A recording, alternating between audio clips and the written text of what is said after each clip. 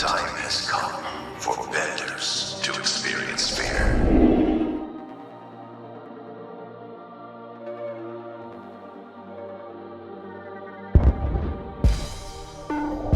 Thomas here with Much Props, going to give you another how-to video. Today I am building something from a series I know absolutely nothing about, which is pretty common. I get a lot of requests and I try and thumb through them to find ones that I can easily build or that I can do justice to, or at least show some technique. And I've been getting a lot of people asking if I could make Amon's mask from The Legend of Korra. I don't really watch any anime. I primarily watch YouTube maker videos and Marvel stuff, and that's about it. So I definitely had to do a little bit of looking around, and I found a couple of pictures that I'm going to use as a reference. A lot of the coloring and things that I'm going to have to choose from, I don't know which is the accurate version because almost every picture I look at, it's slightly different, and that's common with a lot of comic books, cartoons, animes, things like that. They change from scene to scene. So today I am building Amon's mask from The Legend of Korra.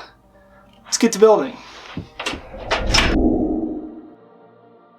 It's been a while since I've shown my template process, and since this is a relatively simple shape, I figured why not record it. I find an image or two in a Google search, pull out a dummy, duct tape, and foil, and then get to work. You build the shapes up using the foil and then tape them onto the dummy with the duct tape. The process of making a base template like this can be anywhere from 1 to 5 hours depending on how difficult it is, which is why I typically leave this out of a video.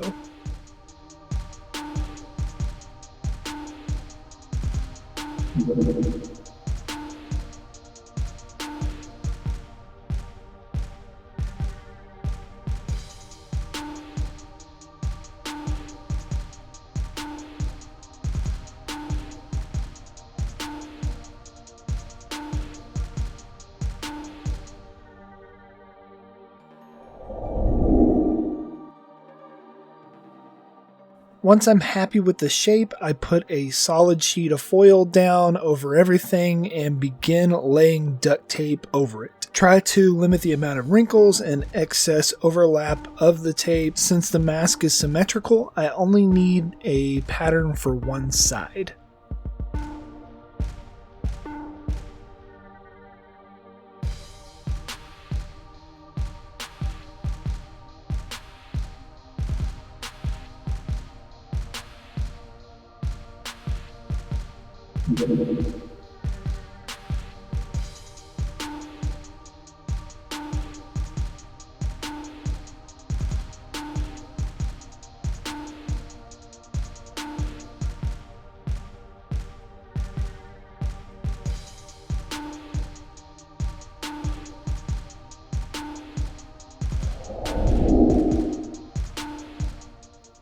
Now that it's covered in tape, I can begin making the marks for the parts. Basically, I'm tracing the raised areas, valleys, and dividing parts down the middle. The places that are really curved, like the forehead, will need extra cuts so that it can lay down flat to trace on paper. It's one of those things you get better at with practice. Once the lines are drawn in, then add little registration marks about an inch or two apart from each other so that you can line pieces up later.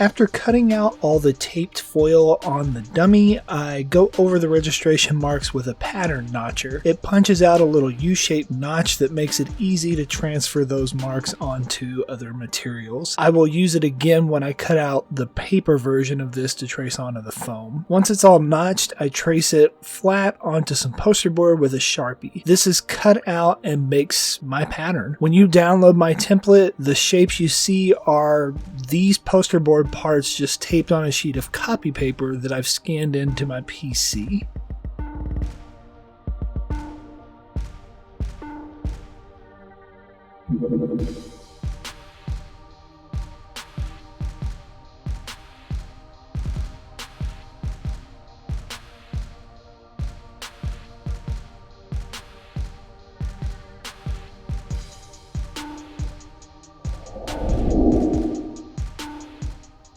I like to mark the parts with the orientation of either the facial features or the body parts that they correspond with. To me, that makes the most sense. You'll also notice I added colors of some edges, added millimeter sizes for the foam for each piece, and since this is a symmetrical pattern, most parts will have an asterisk followed by either an R or an L depending on which side I templated. The cover page of my pattern explains what everything means and gives special instructions as well as a list of other materials needed for the build.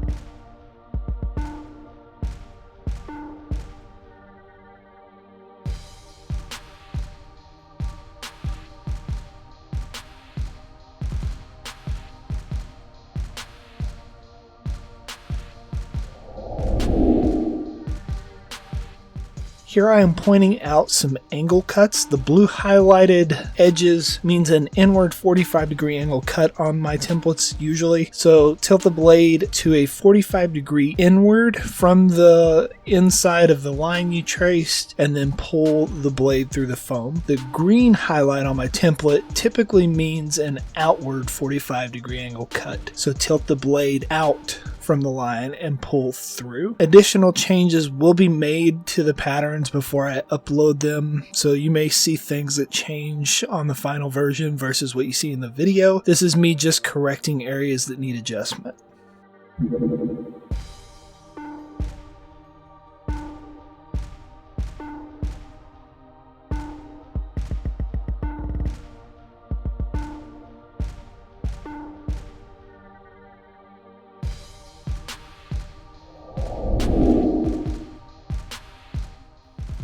Sometimes parts need just a little help to get that nice curve. The only ones that needed heat forming on this build is the forehead pieces. I warm up part of the inside and outside of the foam, and then I push it against a spherical object. I use a glass porch light cover. Basically, you can find anything that's round and close to the inside diameter that you want to push on. This will help with glue up later and prevent less separation at the seam lines on a curved area.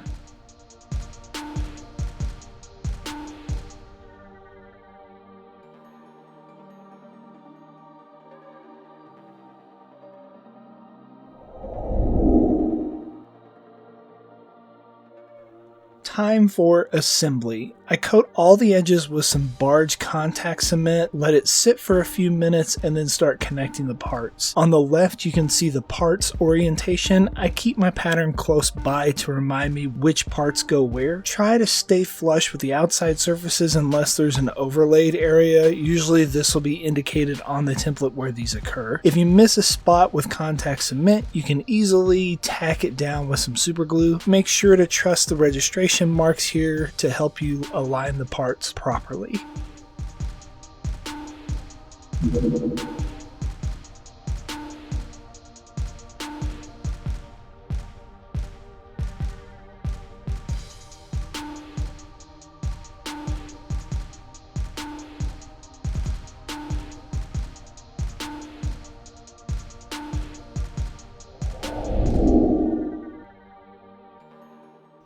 I usually glue up sides separately so that the glue doesn't sit for too long, and then glue up the center pieces to join the halves. I've made hundreds of props out of EVA foam at this point, and I make it look really simple in the videos, but it can be tricky. Just go slow and know that any mistakes can usually be sanded or fixed, covered with detailed pieces, or even battle damaged over. Thousands of hours of practice and I still make mistakes. No one's perfect. You just kind of have to fix it where you can. If not, you learn from it.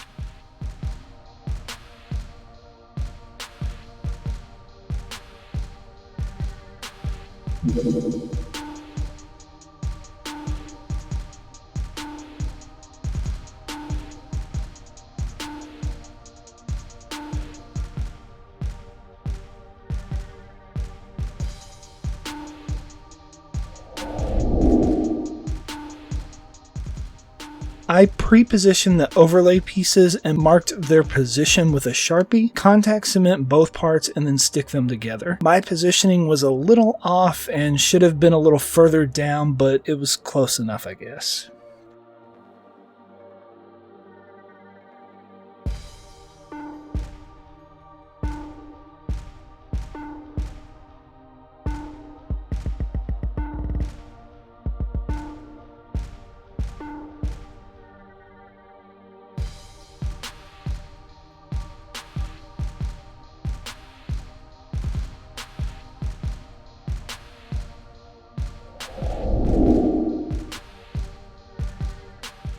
Instead of trying to figure out the overlay on the ridge of the cheek, I decided to just burn in the detail with a wood burner. I could have just painted it, but figured I'd give it a go. Put on a respirator and work in a well-ventilated area while burning EVA foam. You don't want to breathe these fumes in. My tips for burning using a wood burner: keep your hand as steady as possible and make multiple passes over your line, as clean a pull as you can get. Also, make sure that you clean the tip frequently with sandpaper to prevent clumping in your ridges.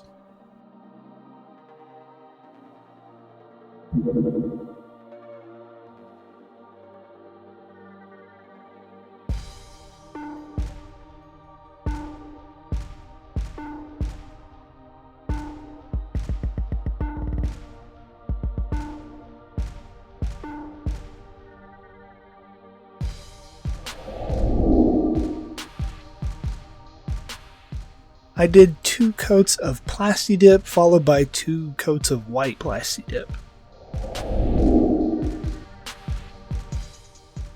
I'm doing the rest of the paint job by hand and using Plaid Effects acrylic paint. Parts of the mask have Sharpie lines that bled through, so it all gets covered with 2 coats of each color again. I mixed colors a little to get the raised panel area relatively close to some of the examples I saw online. Plaid Effects is a great paint for EVA because it's flexible and has relatively good coverage. Instead of dirtying it up, I decided to hit the edges with black lines to make it look more cartoony.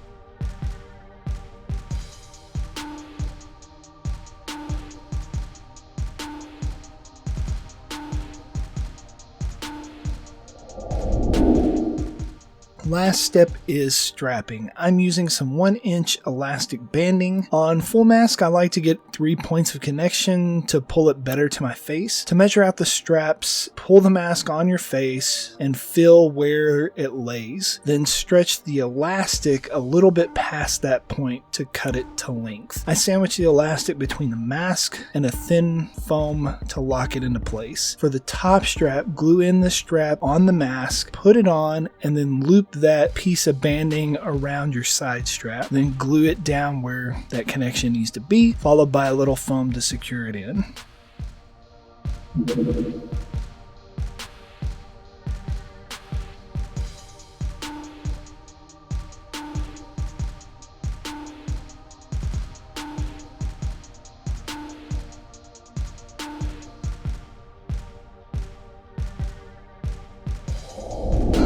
And we are finished. Here is the end result. Overall, a fairly simple mask in terms of design to kind of come up with.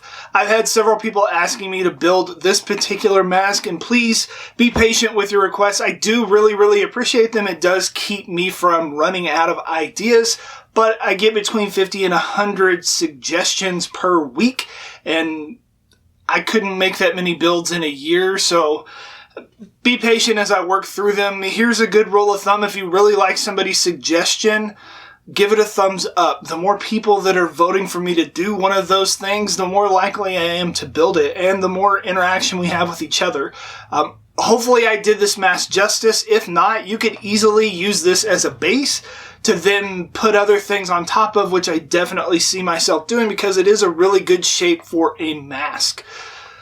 Hopefully this meets the criteria, and maybe some of your friends will see this and be like, oh my god, that's such a cool mask. Maybe I'll get into anime and start watching all that stuff and go back and watch Airbenders and all the things that everybody tells me I should watch, but I didn't watch because I don't watch anime. Alright, calm down. Maybe you'll get some... Yay! And inevitably, they're going to ask you, how'd you make that? You can give them one of these, tell them, much props. So, just slide this on and...